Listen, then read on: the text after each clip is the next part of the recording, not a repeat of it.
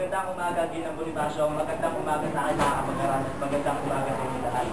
Pinatakilala ko ang mga tauhan na gaganap na pinamagatan mag-meeting ko.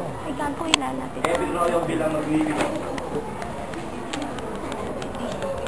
John Patrick Bernaan bilang Tatay Jerry. Elina Pinita bilang Edna. Si Amo lang din yan, ako na lang ilapit.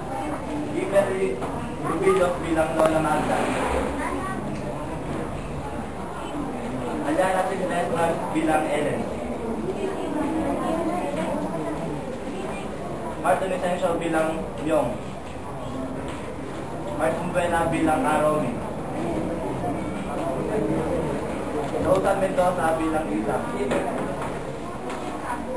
Jerry Mike bilang Adomi. Legal Rat bilang Aling Green. Joban Nandrigo bilang Beto. Kennedy Pares bilang isang kamadrona. Charmaine Torres bilang Ami. Kennedy. Wagi Wayusa bilang Tesma. Noel Marcelo bilang Padre Sebastian. Paula Cartelo, Luigi Reyes bilang Sugarol. Darion Bilarma, John Paulo Siltira bilang mga kalaro. Bilang mumuluan naman si Rachel Brad. Hihilig ko sana na iwasan natin ang magtawa kung ano mang makakatira sa pelikula dahil dito sa pelikula. Hindi nangyayari sa totoong buhay. Para sa inyo ito at sana binibigan nyo ang aming sasagulang pelikula.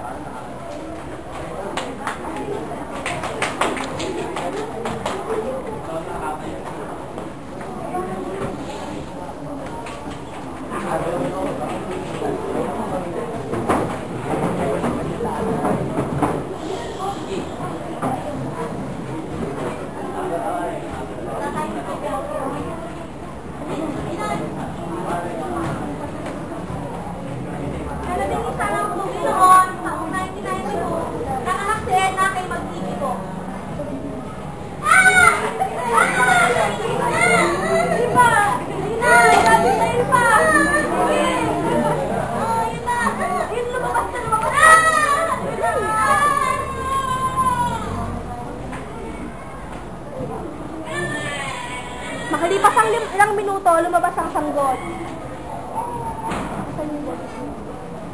Ang cute naman ang anak ni Sir. Ano ba yung pangalan mo sa kanya? Ano? Papa, mag-BP ko. Makalipas ang ulang taon, nag-aaral naman yun ko, isang umaga yung busy sana kanyang ina. Camera mo pa. Mag-busy ko! Kamo na! Kamali ka sa eskwela mo! Opo, hindi na po. Hindi na po.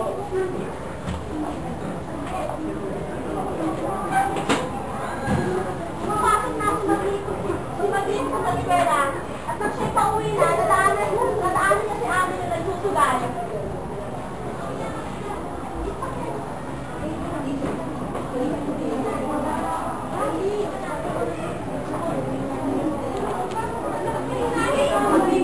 Bakit po maalam? Okay na yung gana. Ako, sige po. Alis ko din ako na to. Oo, magbibig ko, ikaw pala. Umikusan ka na naman sa gawin ng babae yan. Hindi ka, matatali yan. At biglang darating si Kadome. Ako, Dome, condolence nga pala. Nabalitaan mo ang pagkamatay ng iyong ina. Bakit kasi ikaw hindi ka pa mag-asawa eh. Nang makauwi na si Basino sa kanilang bahay, inis siya sa maglaro kasama yung mga kasal niya. Isang pamami sa ulat ito.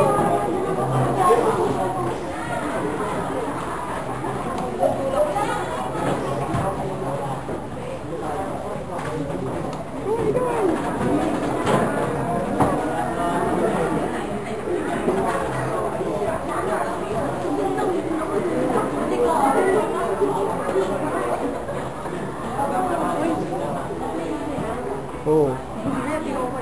Ayun, pangaba na nga, 5 minuto na nga. Ulit Ayan. tarang natin tumapit o. Lola, pwede mo po ba tulungan?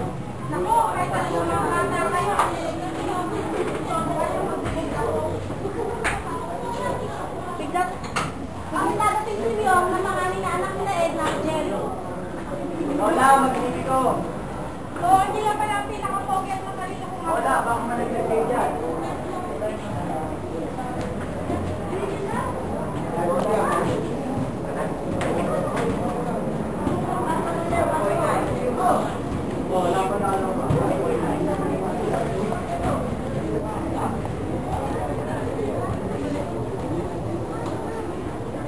Si Lola, dali, nahulog, dali natin pupunta. Lola!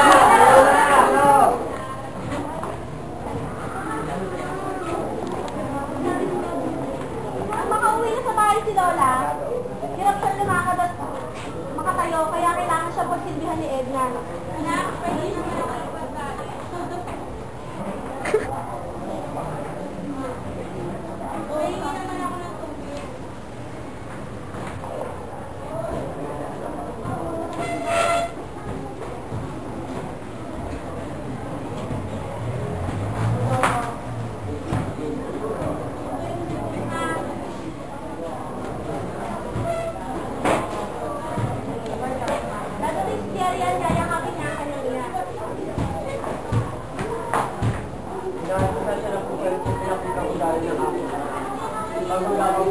Alam mo, may kamakutang kayo. Okay lang, anak. Ako na nga yan. Tinukutong kayo.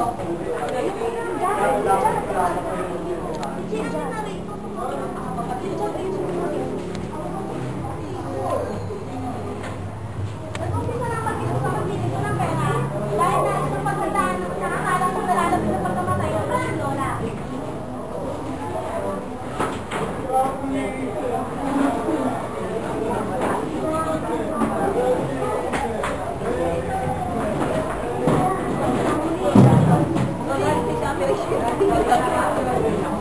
Wala pa. Sabi ko ay nandito, nagtitinda ng good. Gabi na, ma'am, sikula. Gabi na, ma'am, sikula. Ako ay nandito, nagtitinda ng good.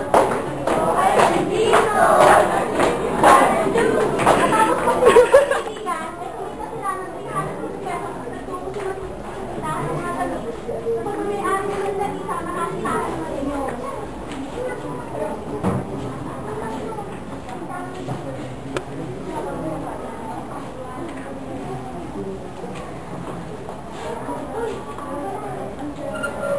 Ay, Atita. Kung magpili ko, papasyal ka.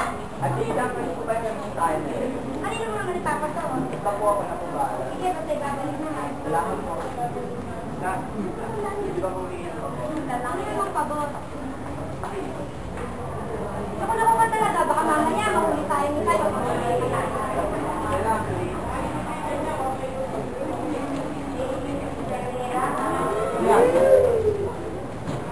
Hindi ako sa bata ko? Opo sana. Opo siya. Sa bata-bata pa niya, no? May papakain ka na ba sa kanya? Itay? Kung mahilig ka, bakit ka sa taas? May papakain ka na ba sa kanya? Oo po, ang ginagawa naman sa kanya. Kahit na. Ba't di mo subukan umakyat nang hindi mo dito kinakalindahan ang anak ko? Ay! Makinig ka!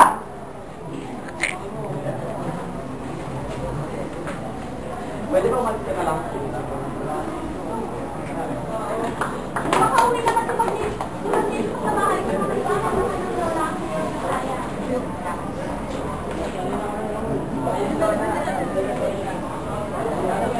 Dito.